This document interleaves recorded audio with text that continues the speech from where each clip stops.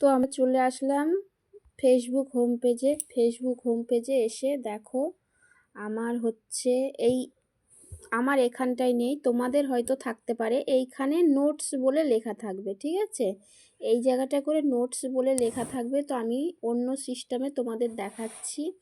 এই যে plus চিহ্নই click করে দেখো এখানে পোস্ট, স্টোরি, রিলস, লাইভ আর আছে নোটস।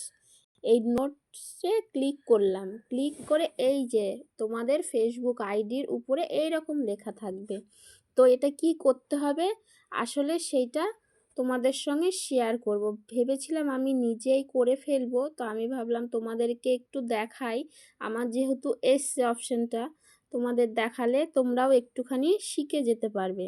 তো এখানে লিখতে হবে যে তোমার মনের ভাবটা কি, তুমি সেটা এখানে লিখতে পারবে, যাতে সবাই সেটা দেখে কিছু একটু অনুভব করে তোমার প্রোফাইলে আসতে পারে কিংবা তোমার সঙ্গে বন্ধুত্ব করতে পারে। এখানে তুমি লিখতে পারো যে আমি সবার সঙ্গে বন্ধুত্ব করে একসঙ্গে এগিয়ে যেতে পারি, এটাও লিখতে পারো। আবার কিংবা তোমার প্রোফাইলের কিছু আপডেট এখানে দিতে পারো যে আমি এই টাইমে অনুষ্ঠান করছি, সেটা কিন্তু স্টোরিতেও শেয়ার হবে, তোমার প্রোফাইলেও শেয়ার হবে। তো সবার প্রোফাইলে না, স্টোরিতে শেয়ার হবে, সকলে দেখতে পাবে।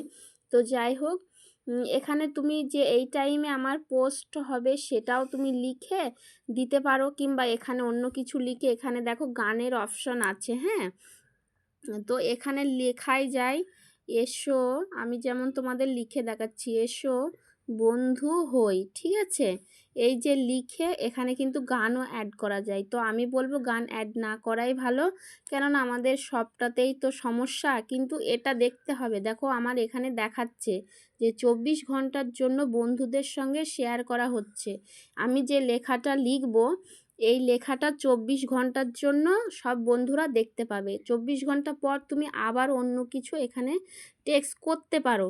যেমন বললাম, তুমি যদি তোমার প্রোফাইলের কোনো আপডেট বা মেসেজ এখানে দিতে পারো, তাহলে বন্ধুরা হয়তো রেডি থাকবে যে এই টাইমে দিদিভাই লাইভে আসবে, এই টাইমটা এখানে মেনশন দিয়েছে, আমরা অবশ্যই পৌঁছে যাব।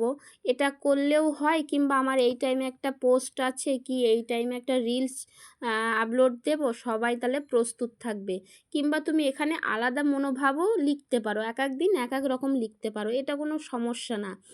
তো আমি তো অলরেডি লিখব, তোমাদের দেখানোর জন্য করলাম।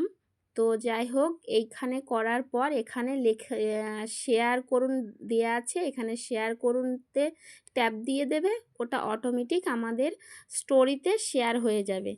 তো দেখো ভিডিওটা কেমন লাগলো, যদি তোমাদের ভালো লাগে অবশ্যই কিন্তু লাইক, কমেন্ট, শেয়ার করে সবাইকে দেখার সুযোগ করে দিও।